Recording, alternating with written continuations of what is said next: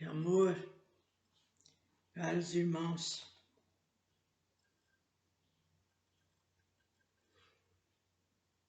Estamos falando, gente, há algum tempo, de coisas que realmente é muito comum, né? No nosso orbe, no nosso planeta. É a mania, né, que a gente fala, o hábito de falar do outro, né? Principalmente quando a pessoa não simpatiza, ou quando a pessoa fez alguma coisa. Então piorou. A pessoa, o mínimo ato, a mínima situação, ela já é almejada por aquele vizinho, aquela amiga de escola, colega de trabalho, de profissão. Nossa, vocês viram como é que ela está andando? Nossa, quem que é aquele cara que ela tá? Né? Nossa, ai, se o marido dela souber. E assim vai. Ou então a outra. Nossa, que roupa que a fulana veio. Onde será que ela arrumou isso? O que será que ela fez? Às vezes, coloca até coisas que a pessoa nem fez, como foi falado outro dia. Nem fez, às vezes nem pensou. Eu acho que a pior coisa do mundo é esse negócio de falso testemunho, gente. Porque a pessoa não está ali presente para falar, não, eu não fiz isso. Vocês entenderam errado. Vocês pensaram errado. E aquela pessoa, nossa, e falando, né? Falando coisas que não houve realmente. E às vezes, gente, chega até em tragédias, né? Chega até em tragédias, como na pequena cidade onde fui criada. Então, tinha um casal que tinha uma filha única e uma moça bonita, e aí telefonaram pro pai dela, que já era de idade, que a filha estava se envolvendo com um homem casado, por sinal um professor, né? Naquela época, nem sei quanto tempo atrás, mas essas coisas acontecem desde que o homem é homem, gente. Não é agora nem de repente que vai mudar as coisas. Então, o senhorzinho já estava com uma certa idade, com a filha adolescente, ele levou, como ele criou a filha ali porque antes era muito rigoroso, né? A nossa educação, a maneira de se portar. Nossa, aí para ele aquilo foi um fim de mundo, que foi falado para ele no telefone. E o que aconteceu? Ele teve, na hora desse acontecimento, parece coisa à toa, mas ele teve um infarto e veio a falecer. Agora me diga o que essa pessoa ganhou em fazer essa maldade, essa coisa, mexendo. Isso quando não falam de pessoas de uma família, de outra, sujando o nome. A família às vezes vira até a cara, como se diz, né? Não conversa mais porque foi falado isso e depois que ficam sabendo que aquilo era mentira.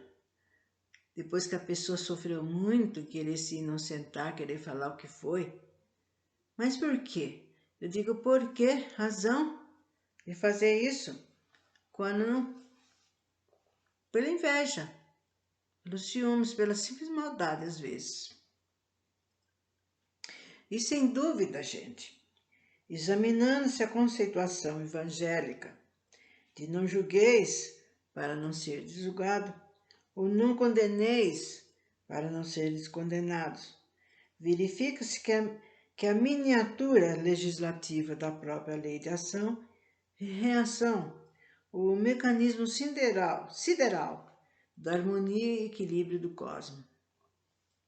São conceitos de vivência humana, mas em sua amplitude advertem sobre o próprio ritmo educativo do espírito sediado na carne. Assim, quem for condenado ou julgado incorretamente por culpa, insensatez, má fé ou maledicência alheia, sofre um impacto perturbador, porque é desviado do seu curso normal evolutivo.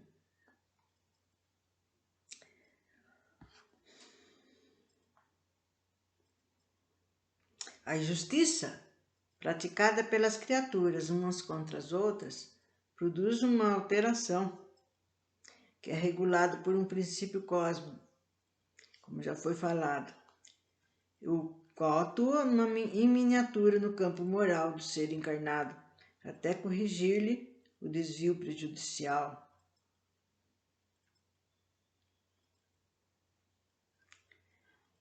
E não está fácil? Por quê? Por que que não está? Eu pergunto para vocês qual a razão de não estar fácil e por quê. Porque nós mesmos, gente, nós mesmos, como já está falando, como a gente tem falado, voltado a falar, voltado a explicar desse julgamento, desse... Nossa, e quando eles culpam uma pessoa que não fez aquilo, que realmente, na realidade dos fatos, não fez. E aquela pessoa pega cana, pega cadeia, fica anos e anos preso, né?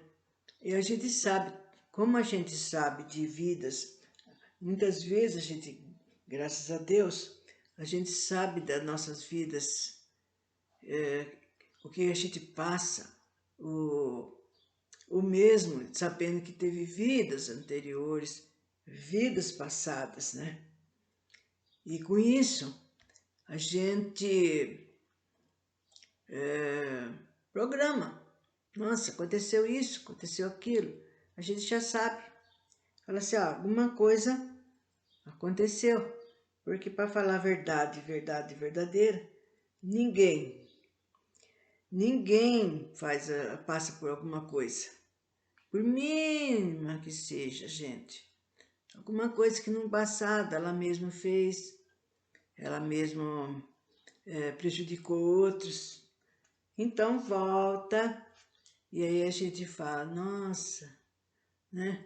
É como a gente que por exemplo, não deu certo num casamento, então os outros falam, nossa, coitada de fulana, tão boa, tão uma mãe exemplar, né? Esposa sempre cuidando, o marido tem esse tipo de marido, né? Violento, mal, e some às vezes de casa, essas coisas todas. Mas a gente, sendo mesmo, graças a Deus, tendo esse conhecimento, a gente vê que na realidade dos fatos, né, aquela pessoa ali é uma devedora, né, como eu, como qualquer um de nós, gente. Né? Se tem um parente difícil, se tem um amigo que nos caluniou, fez alguma coisa, a gente tem que falar, nossa, realmente eu devo ter feito algo na minha vida, nas minhas vidas pregressas, para agora estar passando por isso. E não querer se achar injusto. Nossa, foi injusto. Nossa, o que fizeram para mim? Nossa, o que falaram de mim? Nossa, mas... E acontece que ao desencarnar, geralmente há aqueles que não lembram. Não pensam vocês que eu cheguei por lado de lá, tô sabendo de tudo quanto é. Não é assim, gente. A gente não fica lembrando de todas as vidas nossas, de tudo que passou. E sim, diante do nosso desejo, diante da nossa maneira que a gente desencarnou, a gente quer saber, gente, nossa, que essa encarnação não foi fácil, foi difícil. Sei que ainda não estou bem, não estou de acordo, mas aí eles, os técnicos, mostram como se fosse uma grande televisão. Olha, irmão, aí a gente se assusta, gente. Nossa, eu fiz isso? Não acredito. Mas ele vê que é ele mesmo. Puxa vida, tive coragem de fazer isso, tive coragem de enfrentar isso, fazer aquilo. Então, por aí, as mínimas, as coisas, os reveses que a gente passa, né? A fome, determinadas dores, né? Doentes na cama, aleijamentos, né? Parentes que vêm com debilidade, tanto física como mental. A gente está sabendo que nós estamos, né, retificando um passado que ficou para trás mesmo, mas a gente tem que torná-lo presente para saber por quais razões a gente está passando por aquilo. Então, nada é injusto, gente. Nada é injusto. E não existe ninguém, por enquanto, que possa dizer, eu sou bonzinho, sou perfeito. Porque nós não somos tal. Não somos. Nossa, aquele fulano. Nossa, bom dia, boa tarde. Mas fale alguma coisa, às vezes, que mexa com o seu ego, né? O seu orgulho. Ele já responde, já é mal criado. E assim, já está mostrando que ainda estamos muito falhos. Tem muita madeira para ser alijada com a lixa, para deixar plenamente pronta. E assim, gente, como estava falando aqui sobre a maneira que a gente foi julgada corretamente, por culpa, não. Sempre existe, sim, uma razão para isso, para que aquela pessoa passe. No momento, ela se desespera, né? Eu fui preso, me falaram que eu que fiz. Como acontece aí. Às vezes o cara fica meses na cadeia depois que vê que não foi ele. É porque ele tinha um ajuste a ser feito, né? Um passado que ele fez por passar também. E assim, essa justiça, então produz essa alteração que já foi falado, né? Que é regulada por um princípio cósmico. E caminhando, daí a temática fundamental de Jesus quando enuncia o conceito de os bem-aventurados, os perseguidos pela justiça. Ou seja, as almas feridas pela calúnia, pela infâmia, pela ignomínia, serão ressarcidas espiritualmente de suas dores e prejuízos, porque a divindade não permite o agravo ou distorção de um só tio na sua justiça.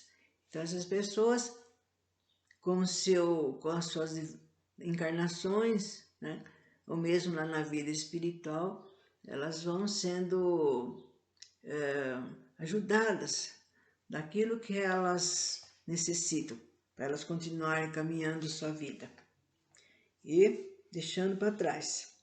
O termo indenização, gente, que é tão familiar nos intercâmbios das especulações no mundo físico, ajuda-nos a identificar, de algum modo, o pensamento de Jesus, quando ele afirma que os inocentes e perseguidos pela justiça serão realmente indenizados pelos maus julgadores e injustos de todas as épocas.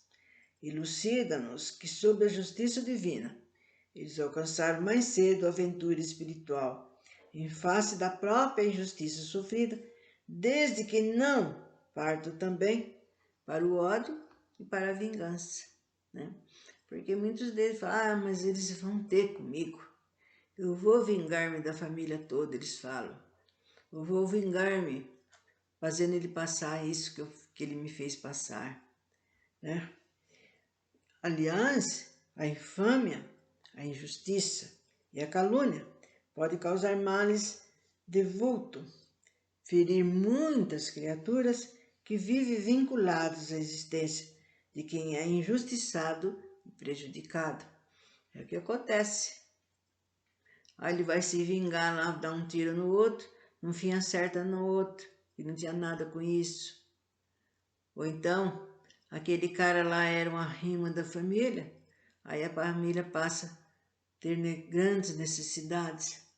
E uma série de coisas. Às vezes ele vai para rebater aquilo que ele passou, mas ele se mete em coisas piores. O homem caluniado, que num instante de desespero se suicida por força de sua falência moral, embora injusta, pode comprometer a existência carnal de outras pessoas, causando-lhes prejuízos intensos e imprevistos pela sua fuga à competição humana. Assim, o fracassado suicida deixa esposa, filhos onerados por dívidas insolúveis e falta de recursos educativos. Ali ele interrompe, gente, a sua tarefa profissional prematuramente, sem deixar um substituto adequado e produtivo.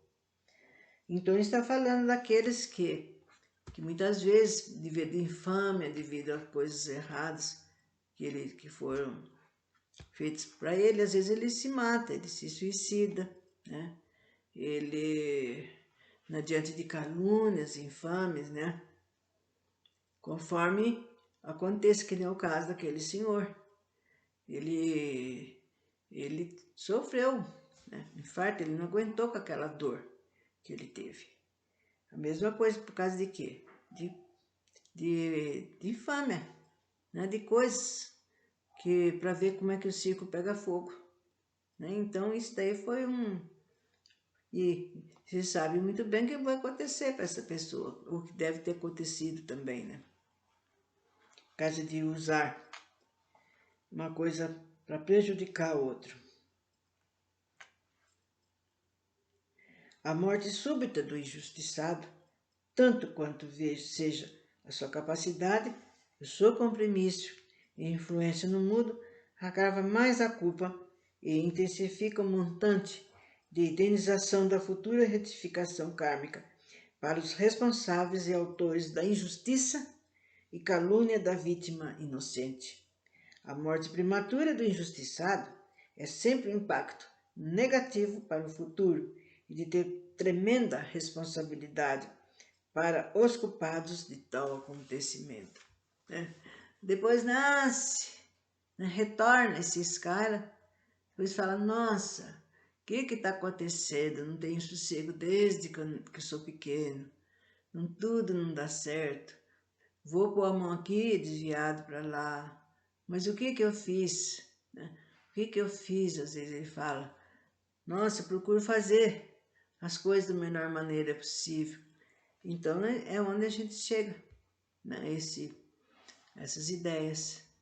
Nossa, se não está dando certo, se tudo que eu penso não dá certo, pulo para cá, não dá certo, pulo para lá, é porque eu sou culpada em alguma coisa de errado, alguma coisa eu fiz para estar merecendo essa vida difícil, né? Em consequência, o mau julgador que calunia, que condena, não será tão somente pelo pecado exclusivo do seu ato injusto, mas conforme diz Cristo, há de ser medido com a mesma medida que medir o próximo, ou ainda pagará até o seu último centil. Ele sofrerá um corretivo tão grave e vultoso por parte da lei kármica, tanto quanto seja a vultosidade de todos os prejuízos causados pela sua injustiça direta ou indiretamente a todas as vítimas enlaçadas naquela mesma vida. É uma problemática, gente. É uma problemática. Porque muitas pessoas, elas não se conformam né, com aquilo que ele tem, com aquilo que ele é. Então ele gosta, ele fica com ciúme na própria família, fica com ciúmes daquele irmão que, graças a Deus, está com um bom cargo no serviço, né? E que a mãe se esmera, faz as coisas, então ele fica com ciúmes e vai minando aquilo no seu ser, aqueles ciúmes, né? E a inveja então, gente, que coisa mais horrível. Invejar por quê? Querer por quê? Quando cada um tem as condições de fazer, de ter igual ao outro. E com isso, com a inveja, com esses ciúmes danado que ele tem no seu ser, no seu íntimo, ele prejudica o outro. Aí ele começa a difamar, falar. Às vezes a pessoa fez aquilo, mas não é para ser dito, gente. Por quê? Vai falar do outro. Com o tempo, ele vai aprender, vai passar por certos conhecimentos, assim como ele. Então, vocês viram que não dá certo, que a gente tem que eliminar esse orgulho, seja como, tem que fazer força. Ninguém é melhor do que ninguém, ninguém é mais do que ninguém. E tem outra, ninguém manda em ninguém, ninguém é mais ou tal. Não, você é meu servo. Não existe isso. A gente tem que tratar o outro como a gente gostaria de ser tratado, né? E assim, diante de tanta coisa, diante de tantas coisas, sei que está sendo muito falando, sempre falando, escrevendo, né? Mas tem certas coisas que tem que ser falada, tem que ser dito, né? E diante de entendimentos de outros que conhecem muito mais que a gente, que conheceu e que passa para nós. Nós devemos dar graças a Deus de ter tido esses caras, essas pessoas que leram, que estudaram, né? Que passavam o tempo todo procurando pôr o melhor ali no papel, para depois passar para nós, que agora, no momento, está sendo visto, está sendo lido, mas coisas já certas, que foram estudadas, que mostram realmente como é que deve ser, né? E assim, dessa maneira, a gente vai continuando, sempre falando, sempre mostrando e procurando também seguir aquilo que é para ser seguido, gente. Até lá,